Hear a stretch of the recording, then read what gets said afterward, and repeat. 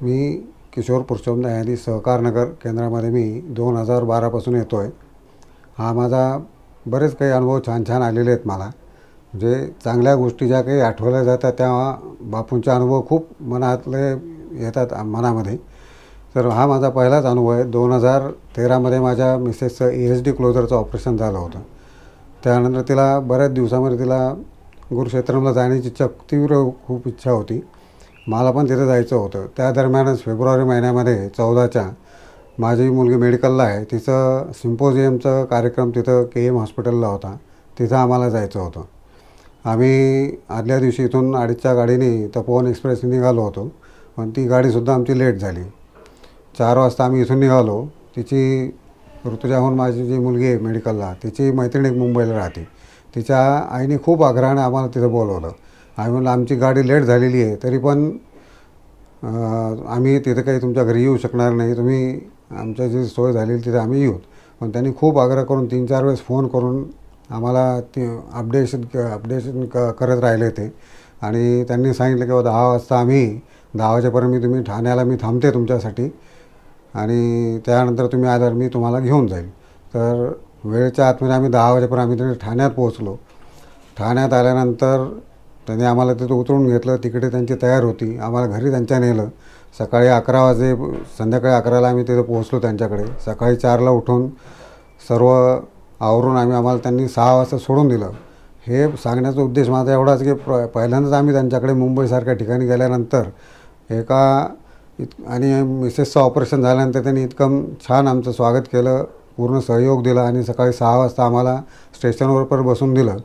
स्टेशनवरून तिथून बसल्यानंतर आम्ही बापूंच्या तिथे आलो. मार्गामध्ये एक आम्हाला बापू भक्त भेटला. त्यांच्या सहयोगाने आम्ही लवकर येऊन 7:30 वाजेपर्यंत आम्ही केंद्रामध्ये यायला आलो. गुरुक्षेत्रमला आलो. गुरुक्षेत्रमला आल्यानंतर तिथे सर्व दर्शन वगैरे घेतलं. पण मुलीला आमच्या असं सारखं वाटायचं की तुम्ही माझ्यासाठी येत नाहीत, तुम्ही बापूंना भेटायला येणार आहात. पण आम्ही तिला समजून सांगितलं आम्ही फक्त बापूसाठी येत नाही, तुझ्या कार्यक्रमासाठी सुद्धा येणार आहे. 10:30ला तिचा KM हॉस्पिटलमध्ये हे होता कार्यक्रम, जो सिम्पोजियमचा कार्यक्रम होता त्यासाठी आम्हाला जायचं होतं.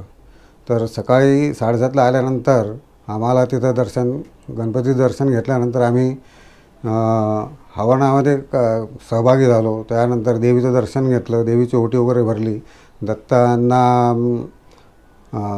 वस्त्र अर्पण केलं. तिथलचं सर्व व्यवस्थित करून 10 वाजता आम्ही तिथून निघालो. त्यानंतर आम्हाला गाडी तिथे मिळाल्यानंतर आम्ही टॅक्सीवाल्याला विचारलो आम्हाला KM हॉस्पिटलला जायचं, इथून साधारणतः किती वेळ लागेल. तर तुम्हाला ट्रॅफिक जर मिळाला नाही तर आपण एक अर्धा तासामध्ये पोहोचू शकतो, नाहीतर 1 तासभरसुद्धा लागू शकेल. पण बापूंच्या कृपेने इतकं छान झालं की कुठेही सिग्नल आम्हाला लागले नाही. हिरवे सिग्नल जर याला मिळाले. आम्ही 20 मिनटामध्ये इथं KM हॉस्पिटलला पोहोचलो आणि वेळेच्या आतमध्ये मुलीच्या कार्यक्रमासाठी उपस्थित राहू शकलो. हा तर आनंद मिळालाच तिला पण, आणि आम्हालासुद्धा खूप आनंद मिळाला. त्या कार्यक्रमामध्ये त्यांनी सिम्पोजियम जे तयार केलेलं होतं, वेगवेगळे विषय 11 टीम त्यामध्ये आलेल्या होत्या आणि यांनी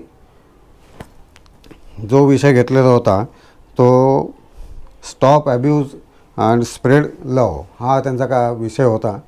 आणि बारीक सरळ विषयाच्यामध्ये त्यांचं प्रेझेंटेशन कोऑर्डिनेशन जे होतं प्रेझेंटेशन ते इतकं सुंदर झालं होतं 8 जणाच्यामधलं की त्यांना पहिला कार्यक्रम झाल्यानंतर 3 मिनटं त्यांच्या टाळ्या वाजवल्या आणि परीक्षकांनी एकही प्रश्न विचारला नाही.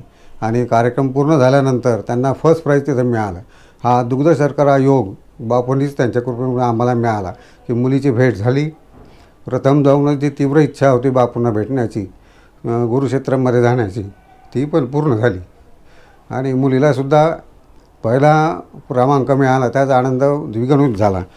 त्यामुळे असं म्हणावंसं वाटतं, भाग गेला शिव गेला अवघा झाला आनंद, आता कोठे जावे मन तुझे चरण देखली या. आणि सध्या तर अशी परिस्थिती होती की दर शनिवारी मला त्यांना भेटल्याशिवाय मनालाच हे होत नाही, शांतता लाभत नाही. म्हणून भेटीच्या ही आवडी उतावीळ मन, आणि बापूंना भेटल्यानंतर मन एकदम शांत होतं.